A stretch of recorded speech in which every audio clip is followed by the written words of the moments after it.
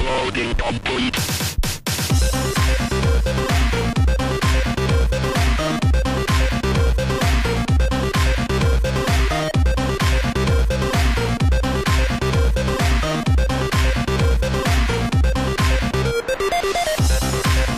So what I'm saying is we make this episode about the Paul brothers, right? Time out. That's one good reason why we hit the reset button on this episode. The reset button. Things were going way out of control with this one. This is video game related, and I'll spin it back. Okay. So YouTube is a platform that both we are on and many people that promote video games are on. And the Paul brothers are on YouTube. Thus, I say there is a very short degree of separation from us, and we need to quell the controversy about how we are related to the Pauls. You know? Because all of our listeners want to know. They can't hear you in the audio version. I'm aware. I'm aware. I just want people to look in my eyes for just a moment. So people with the live version, just to see, like, the fuck are you on about? So the topic of the day is our favorite Paul brother and how much he matters in the gaming sphere. No, not at all. For anybody that's just catching this, especially the audio version, this is the reset button for September 24th, 2018. It is not about the Paul brothers, be it Logan, Jake, or any other Paul that we did not know about. Blart? Paul Blart. It's not about him. He doesn't What's even this have a good episode movie. about? Well, okay. There's some people, there's a listener that would fight you to the ends of the earth for that. It's all right. That's all right. I've been at the gym. I'm ready to fight. If it comes down to that, the war is on. So if we're not going to have a good episode, what's this episode going to be about? This is going to be our continuation of Remembering Consoles. This week, it's going to be the GameCube. Oh, I remember that. Yeah. It was actually a pretty decent console when you get right down to it, but it had stiff competition in the end, and Don't spoil your opinion of it. So we got to bring up the right before the GameCube came out. We got to work this thing in a chronological order. Yep, like we usually do. Right now, we're in the N64 era, and while Nintendo has some of the greatest games of all time, they made some wrong bets. And I think that's fair to say. They've tried the CD add-on twice, and neither time did it work out. Yep. Originally, they were going to do the PlayStation. That was supposed to be part of the Super Nintendo, where they had to deal with Sony, cut that out immediately, and did the Philips CDI. But then there was also the CD add-on to the N64. Originally, this was going to be treated as a bigger deal. And contrary to popular belief, it did come out. In Japan, there are a couple of exclusive things. Yeah, N64DD absolutely exists, but it didn't make enough of a splash to come over here. And it also didn't have any games. And I don't mean that in a mean way. I mean, like, there were, like, I think 5 released things for it, one of which was, like, an expansion. Ocarina of Time originally was made to use that drive, and they had to scale it back, funny enough. Who would have guessed the best game of all time was an accident because it was supposed to be better? But that's how that worked out. I think the big thing the DD did for N64 was allow online capability, but when it came down to it, that's not really something that it needed. Was there a game that took advantage of that? I don't think so. I know there's an F-Zero game that was there. It was like F-Zero X, but there was like an expanded version. I think that came with exclusive. It came with a track maker, which was pretty interesting. Outside of that, it's not, I feel like, but it matters in terms of where the next step was. So, you have Nintendo, and they're like, okay, so clearly the disc was better than the cartridge, whether we want to admit it or not. We have our advantages, but the discs could simply hold more. You could put FMVs on that thing, and games that, moving forward, really require a disc in terms of where we are in the history of the world. So why'd they fuck it up and make the mini discs? Well, hold on. The really cool thing to remember about this, because for a long time, Nintendo wanted to keep going with cartridges. For what reason? Because they owned it. Exactly. Yeah. They could keep anyone who wanted to publish on their consoles to buy cartridges from them. Oh, see, I get that philosophy attached to this. What I'm trying to say is, God, I hate those mini discs. Yeah. They held less, and they were just inconvenient for all. So that is the direction that Nintendo continues to choose to go when it comes down to it, because are you going to be able to buy a whole big bulk of these mini discs that are out there, or just buy them from Nintendo and get it over with? I think that was another choice they made to continue trying to force people to play the way they want things played, business-wise. Meanwhile, you've got their competitors. You've got PlayStation 2 comes out, doesn't have this problem. No problem there. Eventually, Microsoft comes out with the Xbox. Again, regular discs. No problem there. Nintendo comes out, mini disc. The fuck is that? Fun fact, both of those consoles could play DVDs. One of which required a remote, but it had the ability already to play those DVDs. Yes. Sucks to you, GameCube. Yeah, I think the Xbox, you had to buy like an add-on. Yeah, like it was the remote. Yeah. It was already... It was funny, it's already in the infrastructure, but they wanted you to pay more to have that DVD player, which ultimately was pretty dumb when you consider the fact that the PS2 sold as well as it did because of that DVD player. But that's how they wanted to go. Yeah. GameCube, no DVDs, which that's already a strike against it. That's actually one of the reasons why the Dreamcast died. Yep.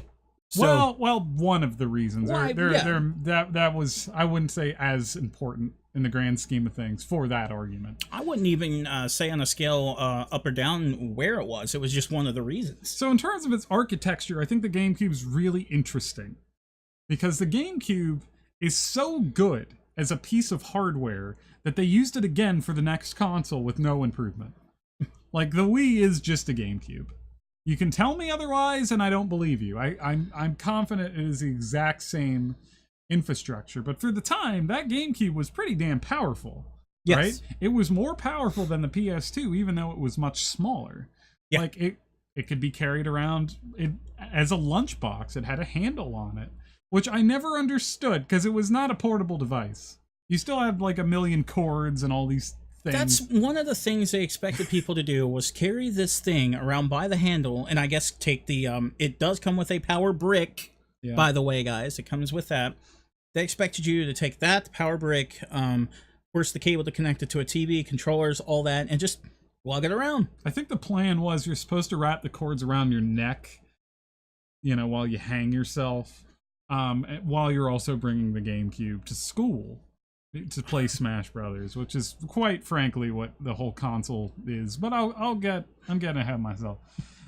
So it comes with this controller that I think is objectively better in every way than the N64 controller. I think you'd be hard-pressed to find somebody argue against that. But I have one issue with it. My brain cannot handle the fact that on the right side I have a trigger and a button, and on the left side I only have a trigger. There's no button there, and it bothers the hell out of me, and I can't explain why. It's so asymmetrical. It is asymmetrical, and it kind of brought in the initial idea that we'll get to eventually when it comes to, the continuation of Nintendo video games, the ZR and ZL. Yeah. So we are going that direction. They called it the Z button, just like the back on the N64 controller was the Z button, but we're not there yet. I'm still confused by so many things. And then that C stick, like the C stick, they could have had a real right analog stick.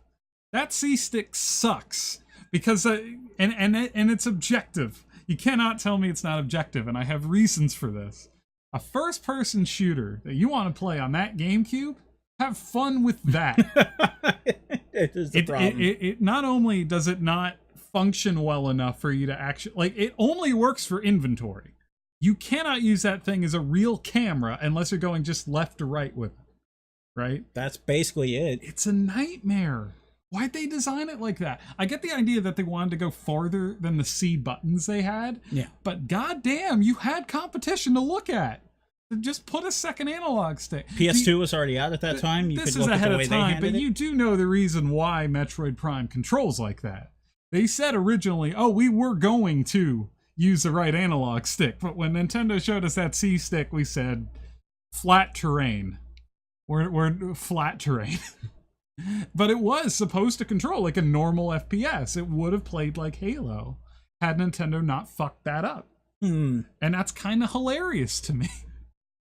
Well, at the same time, with the way Metroid Prime came out, I know we're getting ahead of ourselves here, but it made them, step out of that comfort zone and create something that I think is unique and interesting. oh, I love that game. We'll get there. But the game design was built around the limitation of the controller, is I guess what I'm saying. Yeah.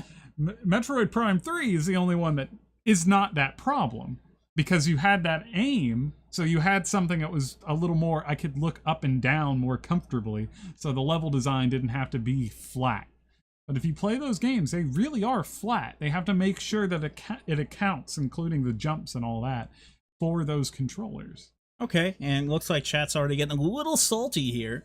Post says GameCube equals ugly lunchbox of a system, baby disc, bad controller. I mean, I disagree bad? with bad controller. I have problems with the controller. I don't think it's bad. It could have been better, but, you know, so could the original Xbox controller, the Duke. All we'll I'll get say is that if they're still selling them for Smash, it at least works for Smash. Yeah. Right? Because people are still fucking buying it. Yeah, it's So it such a can't be bad that controller that people still buy it for Smash. For one game. Well, true. Now, the N64 controller is objectively garbage, but, you know. Like yeah. It's what we were used to. I never got used to the half of the controller I didn't use. Well, get ready for it again. But we're not a news show, so. You had to have heard. That's all I'm saying. You had to have heard. I'm going to throw up in my mouth. It's happening. So I hate Nintendo. With the launch of the GameCube, yeah, there were some different things happening in the background. We didn't know that Metroid was about to make a humongous comeback. People were mad. If you recall, Metroid people were furious before that game came out because everyone had the assumption, you've ruined Metroid. You turned it into a first-person shooter. And then they were so wrong with how good that turned out. It was terrible. It was a first-person shooter. It can't be good. Well, you gotta go in chronological order. When I think of the GameCube, the game I think of as a launch title, I think of Luigi's Mansion.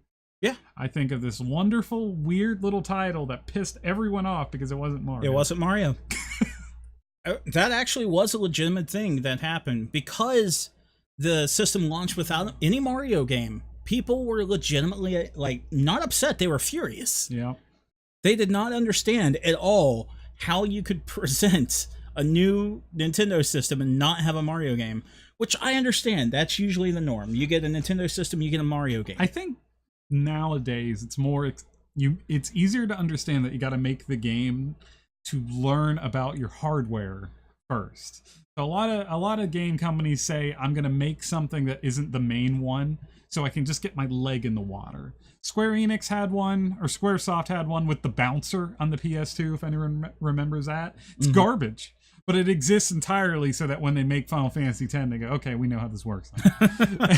Like, that's why that game exists, you know? And I feel like it's more and more expected that there's just some garbage games that are going to come out under the guise of figuring it out. Now, sometimes they'll be good. Another example of this, I think of Catherine from Atlas, right? That was them trying to figure it out for Persona. So they're like, we're going to make this weird game, Catherine, because we really just want to mess with the architecture, so we'll make some puzzle thing, it'll be cool. But then we'll make Persona 5, like everybody wants us to make. And sure enough, both turned out to be really good. Luigi's Mansion is a wonderful game. We're getting a third one. I do prefer Dark Moon in some ways, believe it or not. Hot take with that. But Luigi's Mansion has so much charm in the ghost design and in the world building, and it made Luigi a character. It did. It actually fleshed him out and gave him a personality. Yeah. Now, you could say his personality is he's a fucking wuss, but you got something. No, his personality is that he's pathetic, and we love him for it. He's the lovable type of pathetic, as opposed to Waluigi, which is a punching bag.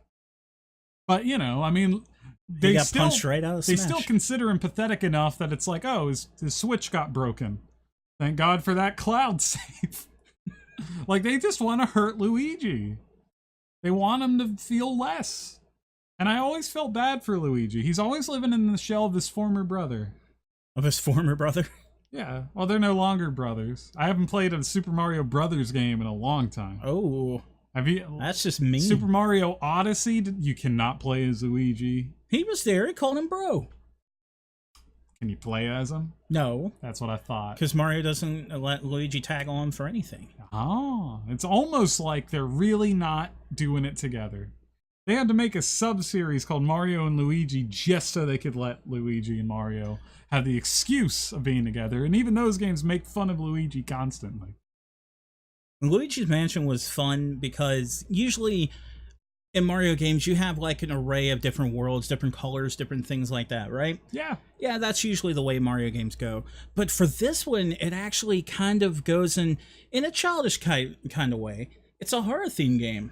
It is, believe it or not, a survival horror game in terms of the map design. It is a game where you get keys so you can explore other rooms to check out this mansion and fully investigate and explore it. Now, obviously, it's a survival horror for kids and doesn't have any of the survival part of survival horror. No. There's no inventory to worry about or anything like that. But it is built off of those ideas. And it's a love letter to Resident Evil, Yeah. which is kind of hilarious to me. But I love that game. So if we're going to go from that, I think the next logical step would be to talk about Super Mario Sunshine, or as most people call it, the worst one. I don't agree with that. We'll go down that timeline. Super Mario Sunshine was not part of the launch or early launch lineup. It actually showed up, I think, either the next year or the year after. Yeah? 2002 or 03. I'd have to grab my copy to remember. But it was the one where it got a little gimmicky. Let me I think ask it's you fair this. to say Since that. you're saying it's not, what do you consider to be the worst 3D Mario? Because I think it is the worst one. I like it a lot, but it is the one that's the most unfocused. If I had to say, can I cheat when Nope, you say the worst you gotta 3D be Mario? fair. You got to be fair about this because that's the one that we're all picking on for this The reason. worst 3D Mario. That's the criteria, right? It's got to be a mainline Mario game. You know what I mean when I say 3D Mario. We're talking Mario 64, Sunshine, Galaxy, Galaxy 2. I'll even throw you 3D World and Odyssey. Oh, you are going to give me that one. I'm going to give you Super that Mario one. 3D World. Done. Okay. Out of That's all of them, worse than Sunshine. Yes. Officially. Yes, I will say that. I made someone mad. It's not even that I have a big problem with Sunshine. I really like Sunshine. But I do think it has some fundamental game design issues that bother the hell out of me. It does. That's why I said initially it gets really gimmicky is one of the problems. It's not even gimmicky. I hate the purple coins. Oh, that's okay. That's your concern. Mine is that it gets just way too gimmicky. You got to have this to do this. You got to have that to do that. And it's not like not Sunshine, but Galaxy, where you walk into a part and it says, "Hey, you need this part to complete this stage. Here it is. Do what you're supposed to do and figure out the challenge." With Galaxy, it's just thrown all over the place, and they say figure it out. It's kind of a mess. Galaxy's actually more of a linear game, I think. I always considered Galaxy a game, like at the beginning it seems more open, but there's only one path that you can go on for completion. For all of it. And you compare that to, I forgot what I was saying by what you were doing just now. So you compare Galaxy to Sunshine. Sunshine seems more open. Like you have the whole area and it changes. And that was something I really liked about it that I kind of miss from the game design, is that the world changes based off the level that you're playing on. Yes, it is more open. The world does react to what you do. I think that's the best way to put it. It reacts to what you do in game. I kind of miss that. That's not happening as much in Odyssey. I like even. that.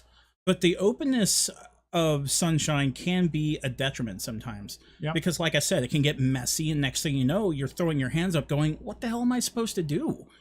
They hand you so many different tools that you can use. You don't know which tool. You don't know the best way to go about it. Mm-hmm. And you could argue on one hand it's less handholdy, but at the same time it seems a bit messy. Yeah, I can see that. And that was my biggest problem with that game. It felt like it had... When it was great, it's a fantastic game, but it was a little unfocused. That's a good way to put it. It's kind of how I feel about it. When none of the other Mario games are unfocused that I can think of, that are those criteria that I gave you. And that's why it's the worst. Well, I'm still not going to say it's... I'm still not going to agree with that. I think that... it's a terrible game. When it comes down to it, there's a lot of appeal and a lot of, really good design, some good ideas in Sunshine, whereas when it comes to Mario 3D World, it feels like they're just building upon 3D Land to put something on Wii U and appeal to people. Oh, sure. Give it that 4-player theme. And that doesn't do it for me. I still like the game. Don't get me wrong on that. I still think it's a fun, good game. But if we have to put them in order, it gets last. So for me, and I want to make this clear, I'm harping on Sunshine. I'd give it a 9 out of 10. I think it's fantastic. Yeah. I think it's just not the 10 that a lot of people want to remember it No, as. it's not a 10. And I don't think it's even the 9.5. I think it's one of the weaker of the Mario games, which is still one of the best games of all time. That's just how that goes. And just to let you know, since you were wondering who I was interacting with there, everybody is listening to the audio version, and if you're watching right now, the nickname Doom Sister on there is actually my sister. Happy birthday, Autumn. Happy birthday. Sorry to knock your game. Yeah. It's shit. And you should feel bad for liking it. Wow. So, to continue the timeline of the GameCube after that burn, somebody get the ointment. Damn. So the next game, we gotta talk about it. yeah. Super Smash Brothers. I've heard of it. Melee. What's that? Melee. What is that? That is the game that people will not shut up about. So Melee, so the Smash Brothers I've heard of is this game on the N64. Yeah. You play as Captain Falcon, and oh wait, no, he wasn't in that, was he? Yes, he was. Okay, good. So Falcon Punch, and that's all I remember. Falcon. What is this Melee? Was this like as a sequel? Would you say it was a little bit of a step up? Was it just a tiny bit? Just a tiny bit. Just a tiny bit. Do you remember the ad campaign for the original Smash Brothers? While we're talking about it, I do. That was really fun. Was you great. Saw them all just walking together, punching the shit out of each other. Together. Yeah, it was pretty disturbing, actually, because Pikachu was one of them, and you just didn't want to see Pikachu hurt. Although, if you recall, this is slightly off topic. Remember the original Pokemon advertisement where they're in the bus? And then no, that one I do not. There's like a maniacal man that's like, and then he crushes them with like a bus crusher until it goes inside of a Game Boy Pocket. Oh, and he's no. like, and they're all screaming for help in the bus. Pretty horrific. Nintendo's fucked up as a company. That is pretty messed up. So is a wonderful game. My God, I've never seen a game with longer legs than Melee, and every single time I see it at esports, I want to kill myself because I'm like, look. I think it was a good game. I think we've done better. I think we've made better Smash games. I'll even be this guy. I like Brawl more. I like Brawl more than Melee. You and I will never agree on that one. Melee is a fantastic game that had a shit ton of content.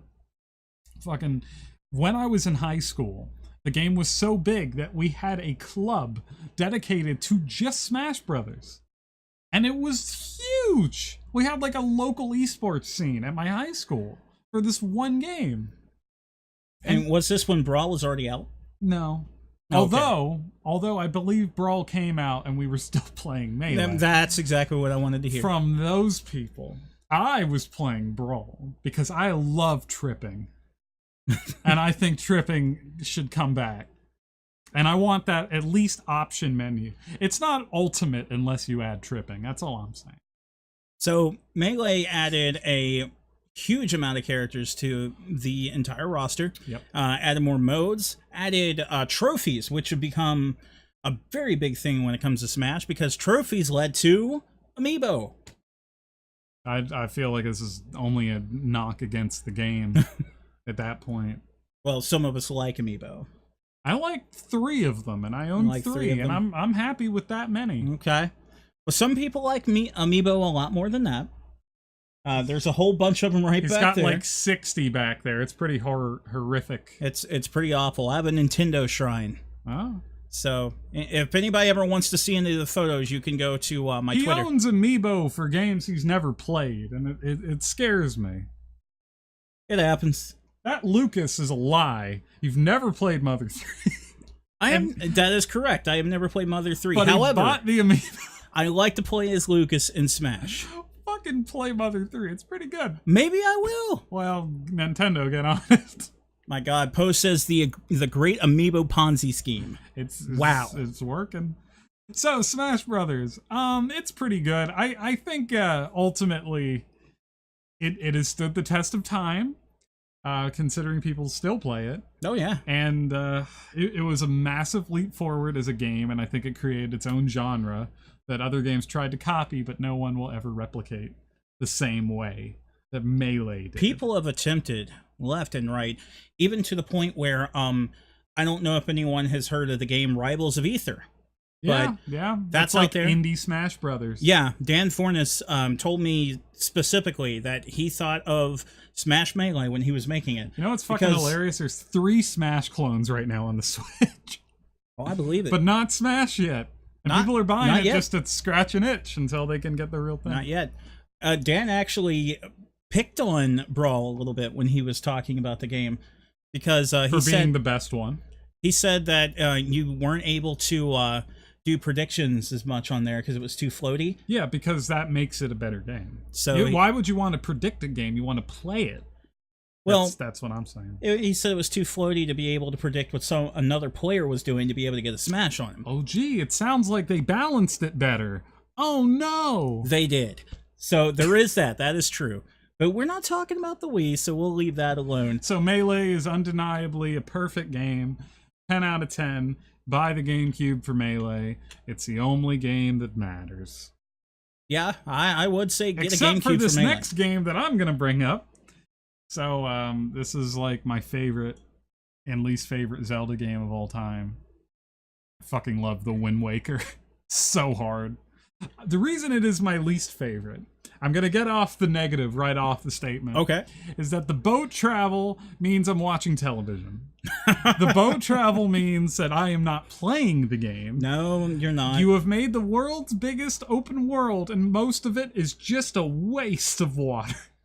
And I love it on paper, what that game is for that, right? It's a waste of water until near the end. When Late game, it starts to make sense. Once you get fast travel, that changes, and you can get to place. But if I am playing a game by changing the channel, we fucked up somewhere along the way. Another game I feel similarly is Shenmue. Shenmue has me waiting at the store until it's 3 p.m., and there's no way to fast forward time other than doing something else. Yeah, that is silly. We fucked up Wind Waker.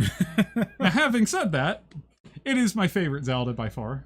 If you ignore that, because it's beyond charming. It's got some of the best writing. Mm-hmm. It is charming as hell. The dungeons are fantastic. I'll the agree. music is some of my favorite in the series. I actually think Wind Waker musically is what I think of when I think of Zelda. Yeah. In fact, the music is so fucking good. When I went on my trip to Sweden, I played the boat travel song. I can hear it in on my my head right drive. now, actually. It's the most adventurous song I've ever heard. Yeah. I love that game. I think that is pretty much when it comes to like the different adventure themes throughout the timeline of Zelda and the different games you played. That's it. It doesn't get much better. For me, if I ignore the boat thing, Wind Waker, Majora's Mask, Ocarina. Okay? Oof. That is my 3. Now that's a weird 3, but it's mine and you can't take away from it. But Wind Waker is so damn charming. But because of the boat thing, it's the worst one. So Do you therefore- remember when Wind Waker was first shown in magazines? Oh, people were mad. Oh, yeah. I was mad. They were furious because of one thing, and one thing only. Cell-shaded graphics. Oh, I thought it was because it was Child Link. No, cell-shaded graphics. I remember when I was a kid, I remember at first being like, I want to play as Adult Link because Majora's Mask also was Child Link. Mm-hmm. Even though it's the darkest in the series, it was still Child Link. Therefore, it ain't grown up. I want to play the man with the sword, and it's funny because they gave that to me next, and with Twilight Princess, which is a damn good game. Yeah. I don't like it nearly as much as Wind Waker. It's not even like on the same scale. I for me. agree. I would choose Wind Waker over Now Twilight again, every time. Damn good game. I'm not like knocking that, but Wind Waker, it has a charm that no other game in the series has, and no other game can replicate it. And that feeling, you only get Wind Waker once, and I think that's one of those things that grew with time with me. The first time I played it, I really liked it, right? But I was still hoping for that adult Link. And when I finally got that scratched, that realistic Zelda scratched, I really appreciated Wind Waker way harder. I would say that the hate it got for the cel-shaded graphics, and if you heard some hate because of Child Link, okay. But I'm sure that was there too, but the big thing was the graphics, because it was the first time the Zelda series went that direction. They didn't like the way it looked, and they thought it would be cartoony and not in the heart of the series, especially coming off of something like Ocarina of Time and then going into Majora's Mask. They really thought that was a degradation of where they were going with it. And I can see that at first. In retrospect, I'm confused by it because we had games like Link's Awakening, which were pretty cartoony in terms of its tone. I felt like Zelda never really had that serious of a tone until Ocarina of Time. And then Ocarina is pretty playful, but it can get serious. When you look at Wind Waker and you don't think it's ever going to get there, when you get to the end of that game, that fight against Ganon, that got serious. And they did it in a really good way. And now, my gimmick in life, the thing I really love, and this is something that just goes to anything. It's my favorite shows, movies, and all that. I really like opposites. Give me something that's really colorful, inviting, and then put a seed of darkness in it, and I love that shit. It did that, right? Yeah. Wind Waker that does tune that wonderfully, so well, and so for me, Wind Waker really is one of those special games that we'll never get again, and just that feeling of the game. I know for a lot of people, Breath of the Wild was a similar feeling because you had an open world that was truly one of the best open world games ever made. But it not even close to what Wind Waker did for me, baby. Transitioning into the more serious of the GameCube, Resident Evil came home. So, there's two games you got to bring up with Resident Evil, because they're both incredibly important. First, you got the Resident Evil remake that nobody bought. I was financially not that well purchased until lately, funny enough, with the HD version. Yeah, it took off then. I love that game. That's my favorite Resident Evil game. I know the other one I'm going to bring up is most people's favorite, and I don't disagree with that. But the original Resident Evil remake is the game that I think of when I think of that series. It is timeless. It is a game you play today, and yeah, you got to get over tank controls, but as somebody who's very fluent with that doesn't affect me. But visually, that game is still astounding. It still looks fantastic. The writing was a lot sharper. It's a classic. And some of the best level design in any game like that. I think it has the best survival horror level design, period. It also takes the difficulty up a notch with the red zombies. It does. It makes you think more about the long-term implication of your game. But counteract that, it also had 3 difficulty options. It did have 3 difficulty options. Now, if you play normal, I would say that actually turns the survival horror dial up a notch. Yeah. Because you have to start thinking about how much of the oil, how much of the fluid you're going to use, when you're going to use it, why you're going to use it. And where. And you got to plan out your routes accordingly. Because if you don't, and one of those dudes come at you, that's going to be a lot of damage. It's very much a game where you're thinking about the short and long term, which is what a survival horror game is, to me, anyway. That's what it is. It really was a perfect remake. It is the game that you talk about when you're talking about a remake. Like if I think Final Fantasy VII, or hell, if I'm thinking of Resident Evil 2, that remake coming out, I think of a remake like this. Because I can see none on the market that works better than this. This is not a remaster. This is not a game that's a Crash Bandicoot style remake where it's just graphics. This was a whole different game that was based on what we remember from the original Resident Evil. Resident Evil 0 was good, but it was it got a little ridiculous. And Resident Evil just went dumber and dumber after this remake, unfortunately. And but the other Resident Evil, which is really stupid, but everyone loves it, including me, Resident Evil 4. Now, I'm going to let you talk a little bit about this because I humped all over the Resident Evil remake. Well, honestly, I didn't get my hands on Resident Evil 4 until the Wii version. Wow. So, fun fact, that's my favorite version of it. I unfortunately missed it. I didn't care for the Wii version that much, truthfully. I was the one who picked up the HD remake. I actually have that on my PS4 right now. But that actually continued on, and a game like that on the GameCube is the kind of continuation you need for the people who are looking for something a little more serious when it comes to their gameplay. Someone who owns... Well, gameplay. Okay. You chose your words very carefully. Yes. I was just about to walk out. A little more serious when it comes to the gameplay, things like that, because for the most part, you do have that sort of light-hearted feel when it comes to your GameCube. That was a game that I think is one of the most influential action games of all time. It was the step you got between traditional third-person shooters and your Gears of War cover system, right? It was a game that was, if you actually break it down, it plays like the original Resident Evil games. Like if you consider what the actual controls are, even though the only real difference is the camera angle. Other than that, you have the same amount of motion and ability to do things. It did some terrible QuickTime events. That's the only thing I'll be mean towards it.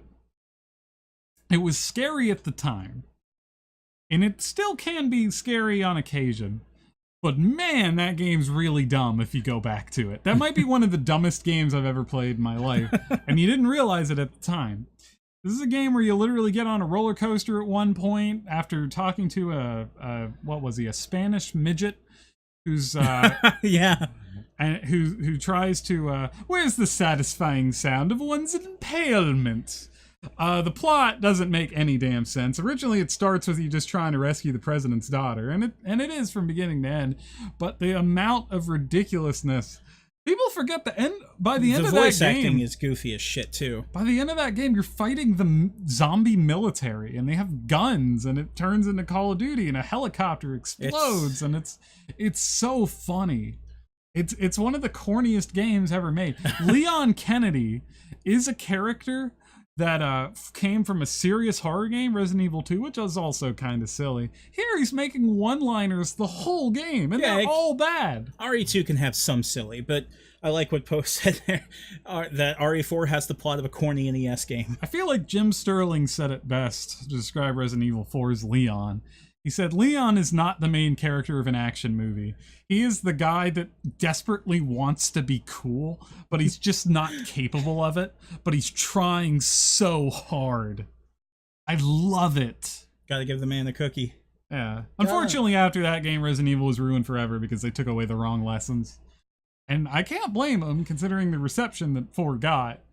But, at least we're going back to good old-fashioned horror. That's why I say it needed some serious gameplay, something that people could sink their teeth into, because you didn't get too many other serious hardcore stuff going on with the GameCube besides that, unless the game was already somewhere else. The big example I'd give is Metal Gear Solid Twin Snakes. I'm convinced Resident Evil 4 was a game that they didn't expect to ever make a sequel to. I think it was going... No, I'm serious. I think it was going to be the last game. They thought that was going to be it. Well, if you look at the way that game's designed, there is so much just throwing shit at the wall and seeing if it sticks. Wow. Just rudely interrupt me like that. No, I was talking to our audience. Point is, it's a pretty good game. 2 out of 10. 2 out of 10. Because our audience demands a sacrifice. Oh, the audience makes a good recommendation to talk about, and we should talk about it. The audience demands a sacrifice. This is something that absolutely needs to be talked about, because this came out of left fucking field. Dennis Dyak's horror classic. Yeah. If you want to talk about the one good thing Dennis Dyack did. Well, hold the horses, because there's a little controversy about that statement. Fun fact about Dennis Dyack with this game. So, Eternal Darkness is a game that was made by Silicon Knights, but that's a lie. If you look actually at the publication, what occurred is Nintendo published the game. Yes. Silicon Knights made it. It wasn't good, and then Nintendo took it and put it on their development team, and they fixed it. Oh, that's the part I was not aware of. Yes, that's the part of the reason why they own the IP. I was not aware that Dyack fucked it up. It was going to be a terrible game, and Nintendo salvaged it. But that's also why they kind of have a stigma against that game, because it was them cleaning up someone else's mess. And came out great. I think it's one of the best horror games of its time. It's not even that scary, but intellectually, it's pretty fun. It's fun Lovecraftian writing, with some good-ass gameplay, some good-ass puzzles, a reason to play it more than once with different mechanics underneath, and a hilarious, and I mean hilarious, insanity system. Yeah, the insanity system is the part that I would say everybody remembers when it comes to that game. All you have to do is mention Eternal Darkness, and somebody's going to be like, oh, I remember when it did this. I love a funny fourth wall break, and this did it constantly. Yeah. They all were funny. One of which was, there was only 2 that were actually scary, right? For dumb reasons, but a lot of them were just funny. You had one where you kept losing limbs as you walked into a room. Yeah. So your head would fall off and your arms would fall off. And you'd still walk and you'd be like, what the hell is this? There was one where your TV got muted, but you knew it wasn't your TV because your mute looks different on your television. So that never trick anyone. The hue of the color would change. They just have you setting on your remote. Your TV would turn off. But the 2 that were actually scary, very similar, but one of which is way more clever than the other. But I'll do the easy one first. Your save got corrupted. It's like, your memory card's corrupted. The entire memory card. You lost every save you've ever had. That was scary. But the funniest one, and the one I think is a work of genius, is at one point the game stops and says, I hope you enjoyed this demo disc. Please purchase the full game. I forgot about that one. And so you're sitting there and you're thinking, did they fuck up? Did they give me the wrong copy of the game? That is genius. That is a kind of joke that, like, takes so much extra effort. You got to understand gaming to get how that works, right? You got to think you got a demo disc. Wow. That is, you think you have to trick the audience into thinking they got a promotional disc. I cannot fucking emphasize. Yeah, I totally forgot about that one. That's awesome. Yep. Is it that scary of a game? Not really, but god damn it, it's fucking great. I think you can make it scary if you put in the effort. Like, the way I would play the game is, you know, turn out all the lights in your room and play the game. That gives it that atmosphere, especially because there's constant whispering in the background, which is some cool ambience. It is neat. It goes a little far in that mansion. A little too ridiculous for me. When the eyes follow you and the more you play it, the goofier it gets. That's the problem with it. But what I liked is it's segmented in this chapter form, right? Characters don't end up happy at the end of their story. No. And that kind of works in a horror way because you know that these characters are probably not going to make it well. One particular one I appreciated was, I think it was like a kid working at the church. That one was kind of disturbing because you were aging rapidly as you were trying to warn the bishop that he was going to be attacked. So you just started decaying over the course of the thing. It's not that scary in gameplay, but God, intellectually, that's pretty interesting. I really would like a remake, like a real remake. I think Nintendo could do something really cool with that. You don't even have to change the narrative, but I could see some fun stuff. And since it's on the Switch, I could see some weird ass shit they could pull off. I would love to see that happen, especially. What are they going to say now? They've published something like that before, and Night Trap is on the Switch. It just has to be Nintendo. Come on. There's no barriers. Now, people don't talk about it as much as like a Mother 3 situation. No. But I feel like Eternal Darkness, Nintendo should do something with it. Don't tell me they don't do M-rated games anymore. Oh, because we got Doom on that fucking thing. We're past this point. We can go there. That's what I'm saying. There's no barriers anymore. Why not? So that's what I would say to do. We're running out of time, so we gotta hit some of the big hitters. One big hitter I think is absolutely necessary to talk about is the fact that they put out a add-on where you could have Before Ethernet Metroid, connection. We're talking about the online. Yeah. You could have an Ethernet connection, full high-speed internet connection, and only one game was put out for this thing. That's it, baby. Was it Phantasy Star Online? Yes. I called it. Phantasy Star Online episodes 1 and 2 for GameCube. The only reason, as far as I could see, why that peripheral was ever released. So you could buy that. To be fair, I will never forget what Reggie has said. We don't think the internet is the future. We think it's a fad. and I thought that was the funniest thing in history I've ever heard in my life. Yeah, global communication, such a fad. It's such a fad. I love him. That's Nintendo in a nutshell, man. They go their own path. I feel like they would have built a different version of the internet had the internet not cut off. Something like that, because it didn't make any sense at all for them to say that. We'll talk about Double Dash really quick. That was a game that should have been online for people to play with this peripheral that they want you to buy for $50. So, fun fact. I had my GameCube modded in a way where you could play that online at the time of release. Yes, there was a way. And I was a sneaky bastard that did it. And I'm not going to lie. I don't care for Double Dash.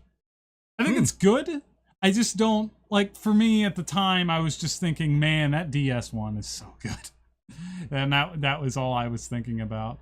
A game I did not think of, but I see in that chat. That's something Animal we Crossing. have to talk about. So, fun fact, I've never played the original Animal Crossing. I have no opinion. Really? Nope. So I will talk about that in links, because that took over my household. Oh, God. And Tom Nook owned us all. It was bad. So I originally got Animal Crossing because I saw it in a magazine and thought, hey, this looks kind of cool. So played it a little bit, and one big thing that I am so grateful that we don't have to deal with anymore is in the original Animal Crossing, it had to do a micro load every time you went to a new portion of the map. Ooh, that sounds terrible. It was in a grid. Move to the other grid, micro load. Now, my understanding is that this load. is actually an N64 game that they ported over to the GameCube. I'll tell you my dumb reason why I never played it, and it's a very dumb reason. When it was being advertised, one of the features was if you leave a memo in the game and then a family member or somebody else plays a copy, they will see your memo. Yes. And I thought that meant it required multiplayer, and no one else in my home was going to play it. Therefore, I didn't play it. I thought it was like something that you had to have other people involved with. So I didn't actually play until New Leaf. That's the first Animal Crossing I ever played. Oh, wow. Yep. No, that's not true. You could play solo if you wanted to. It's too late for me. I'm not going back. No, I don't blame you, because it's much better now. When I say micro loads, think of like playing Legend of Zelda, and every time you move on to another part of the grid map. I hear you. It's not a long load. It's not a long load, but it's still enough to be annoying. So you had that issue, and then when you wanted fossils assessed, you actually had to send them off in the mail and wait until the next day, which slowed the game to a fucking crawl compared to today. Okay. So there were some issues like that. Overall, though, you could see the groundwork of something really special happen. Yep. I know my mom got a hold of it, and when I had moved out, she asked if she could keep the GameCube here just to continue playing Animal Crossing. Wow.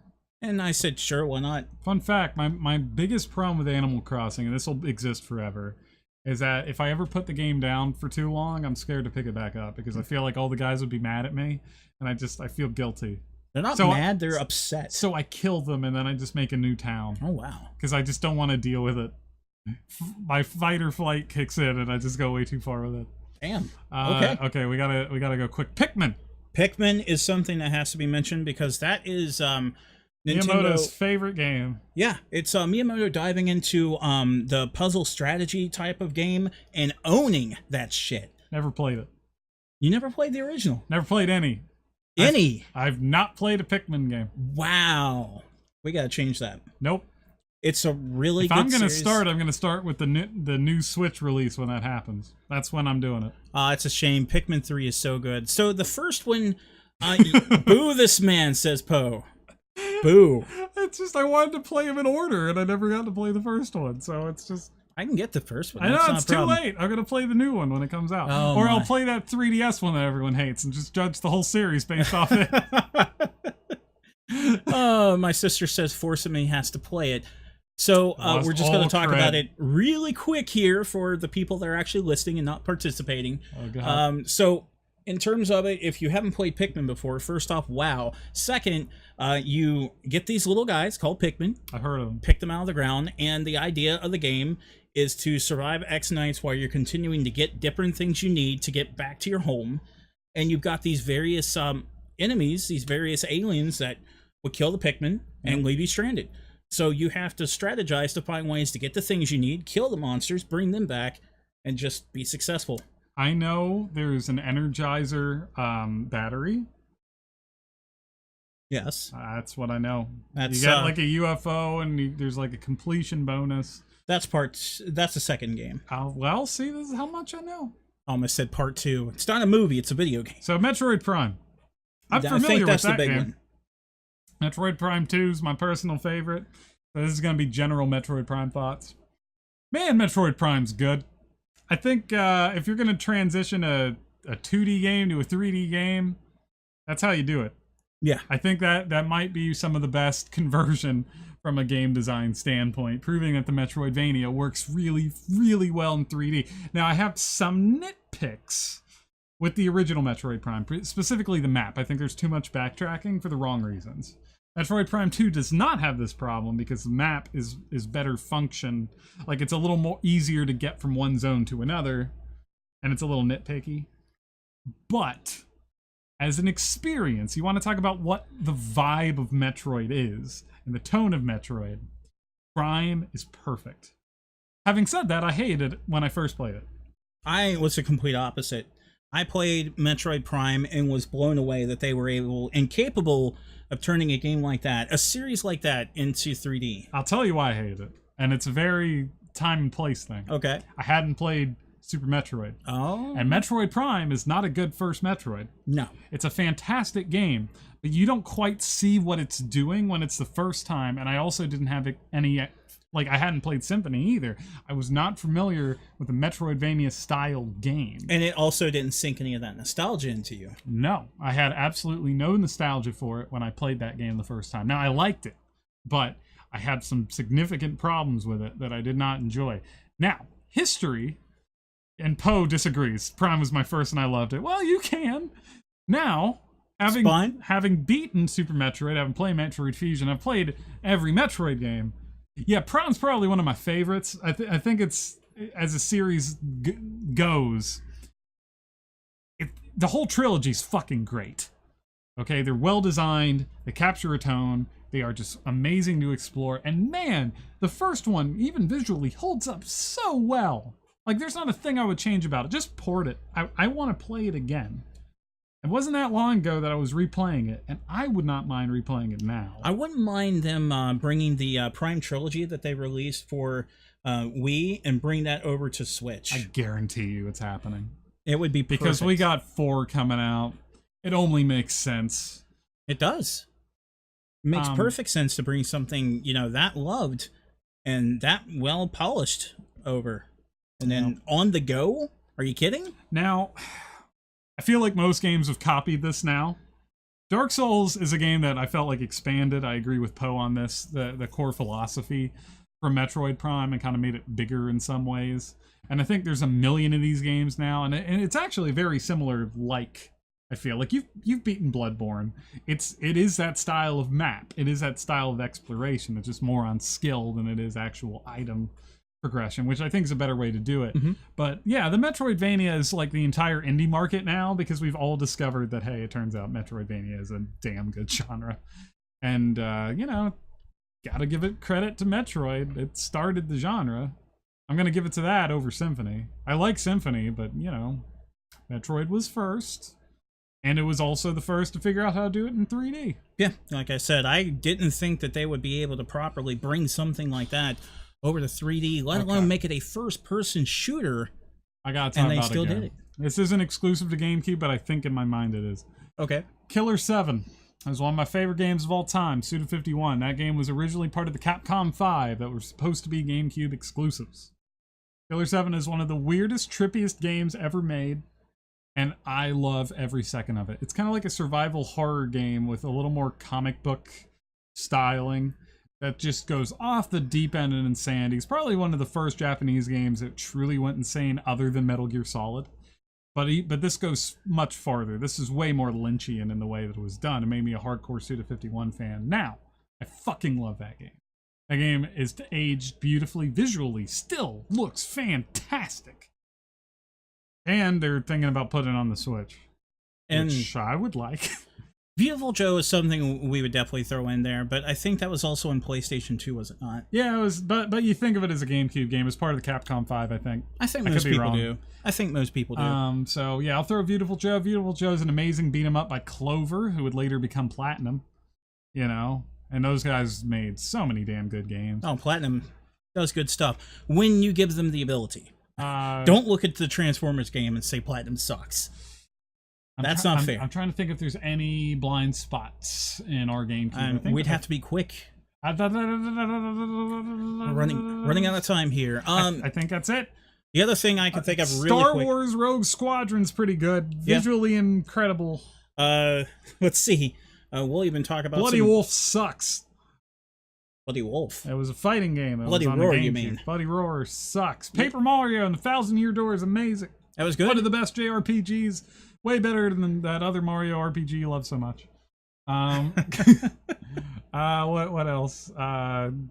That's it. That's pretty much going to be it. The other thing I was going to mention is how you could connect your Game Boy Advance onto the GameCube to do different things. Like Never did it. Yeah, you could visit an island in Animal Crossing, or Tingle could help you in Wind Waker. Yeah. I don't think anyone cared. There's that one really famous that. Final Fantasy game with the 4 players that required, and nobody. Well, it's getting remastered, but you don't need the Game Boy Advance, unfortunately. Oh, Yeah, I was hoping. what a setback! I kind of want to play it. I never got to because I never had 4 people that wanted to have that one of those damn things. Poe says you can make your GameCube even uglier with the GameCube add-on. My favorite game was the Game Boy player at the bottom because I have my whole GBA collection just on the TV. It's pretty good. There you go. I had a lot of good games on that. So that is our quick recap, because we only do this for an hour, of the GameCube and remembering that. What I would say is I'm definitely going to give that one a big 2 thumbs up. I'd give it a 9 out of 10 if I was going to use that scale, because all I have to do is see the boot up screen and hear that music and I'm happy. It invokes that happiness. 8.5. Reason I'm not going higher is because there was no real, other than Paper Mario, I can think of JRPGs, and I need my JRPGs. This is the most important genre in the world. PSOEPs 1 and 2. Those are not JRPGs. They're not turn-based. I did not have the. I never played them, so that's the meanest thing I can give. And they were on the Dreamcast, so they're not exclusive. Ogre Battle 64, would you consider that a strat RPG? Or just J? Well, that not only is it a strat RPG, it's probably one of the only few on the N64. N64, why did I say that? I'm silly. I'm trying to think of ones. And Geist was cool. It's not good, but it was cool. You're right, there weren't a lot of JRPGs on GameCube. There were none on N64. Because famously, the president of Nintendo said it was a rubbish genre because Square went over to the PlayStation and got mad. And now Poe is officially mocking your 8.5 out of 10. 8.5 out of 10. 8.5 out of 10. 8.5 out of 10. There we go. 8.7. How did it just gain 0.2? I just wanted to make it more frustrating. Okay, we're out of time. That's going to be it for the reset button this week. Again, September 24th, 2018. Again, if you guys want to participate in the live version of the reset button, all you have to do is show up here on Sundays at 8 p.m. Eastern. That's twitch.tv/resetpress. And for anybody listening to the audio version, well, you got to get here if you're going to join the fun. You guys have a good night.